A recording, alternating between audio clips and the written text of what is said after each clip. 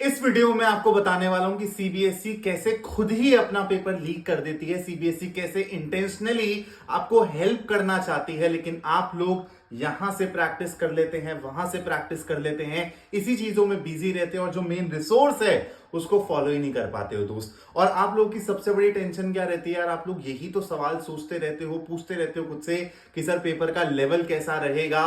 और सबसे ज्यादा चीज जो आपको परेशान करती है वो है कॉम्पिटेंसी बेस्ड क्वेश्चंस, कि मेरे सेट में अच्छे केस बेस्ड क्वेश्चंस आ जाएं सर, ऐसे केस बेस्ड क्वेश्चंस आ जाए जो कि डुएबल हो। अच्छे से मेरा मतलब है कि डुएबल क्वेश्चंस आ जाए। ऐसा ना हो कि सर मेरे को केस बेस्ड क्वेश्चन पढ़ के आइडिया ही नहीं लगना है कि उनको अप्रोच कैसे करना है। तो इन सब चीजों में सीबीएसई तुम्हारा खुद से ही हेल्प करती है।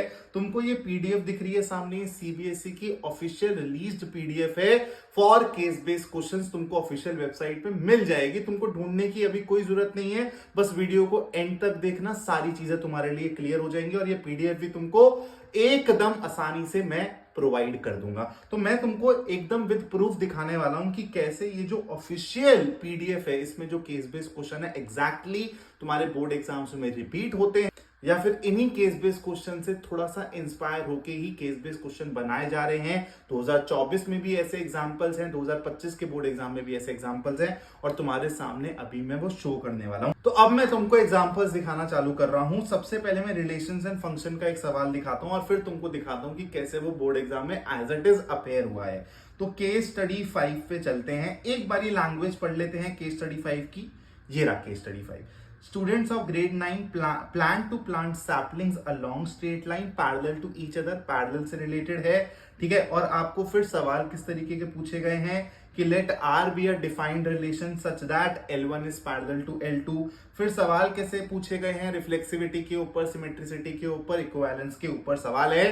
तो आपकी मेजर थीम क्या है? पैरेलल लाइन, जो आपकी एनसीईआरटी में भी है और उसी के अराउंड केस बेस्ड क्वेश्चन बनाया गया है। अब आ जाओ, ये आपका सीबीएसई का 2024 का ऑफिशियल पेपर है और एक बार ये 36th क्वेश्चन आप पढ़ो, इसकी लैंग्वेज से ही समझ आ जाएगा आपको। अगेन पैरेलल लाइंस के अराउंड ये सवाल फ्रेम किया गया है।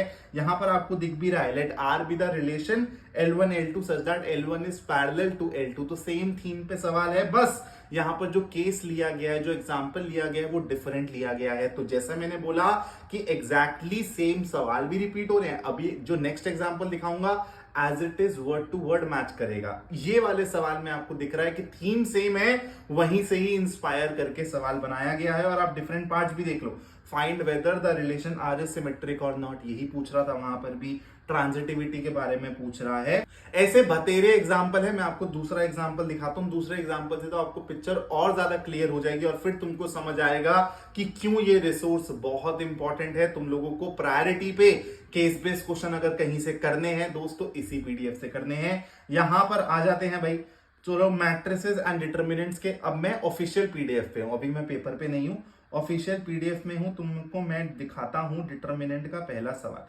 ये तो थोड़ा सा आगे निकल गए। हाँ, ये डिटर्मिनेंट की case study 1 exactly word to word match करेगी। एक बार रीड करो मेरे साथ। Manjeet wants to donate a rectangular plot of land for a school in his village. When he was asked to give dimensions of the plot, he told that if its length is decreased by 50 m and breadth is increased by 50 m, then area will remain same। और दूसरा case है कि length is decrease by 10 metre and breadth is decrease by 20 metre. तो area आपका बेटा 5300 metre square unit से decrease कर जा रहा है। सवाल देखो क्या है, इक्वेशन के ऊपर सवाल है, इक्वेशन बना दो, फिर मैट्रिक्स रिप्रेजेंटेशन दे दो इक्वेशन की, फिर सॉल्व करवा देगा आपसे। यही सवाल है। अगेन एकदम ऑफिशियल पेपर है, तुम्हारा बोर्ड एग्जाम में आया हुआ सवाल। 38 क्वेश्चन पढ़ो बेटा। यहां पे मंजीत था तुम्हारा, मंजीत वांट्स टू डोनेट। यहां पे लैंग्वेज देखो, एक आर्किटेक्ट को डेवलप करनी है plot of land for commercial complex. When asked about the dimension, एकदम सेम सवाल है, वर्ड टू वर्ड, सिर्फ नाम बदला गया है और आर्किटेक्ट बनाया गया है उसको, उसके अलावा कोई चेंज नहीं है। If the length is decrease by 25 metre and the breadth is increased by 25 metre, तो एरिया इतने से इंक्रीज हो जाएगा। फिर दूसरा केस दिया हुआ है कि डिक्रीज हो गई लेंथ और ब्रेथ तुम्हारी इंक्रीज हो गई, तो ओवरऑल चेंज ये होगा। फिर सवाल देखो, लीनियर इक्वेशंस बना दो जी, जो वहां पर सवाल था। उसके बाद बेटा इसको मैट्रिक्स मेथड से सॉल्व कर दो, जो वहां पर तुम लोगों से बोला गया था। 2 एग्जांपल्स मैं तुमको दिखा चुका हूं।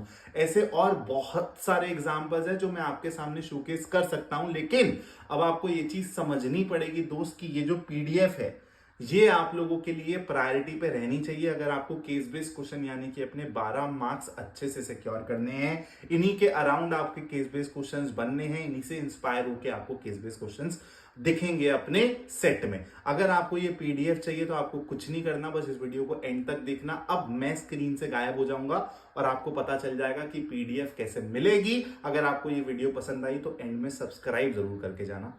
जय हिंद दोस्तों। तो आपको स्कोर अप एडू की ऐप डाउनलोड करनी है। यहाँ पे फ्री सेक्शन में आपको सिर्फ और सिर्फ ये पीडीएफ नहीं, काफी फ्री पीडीएफ मिलेंगी।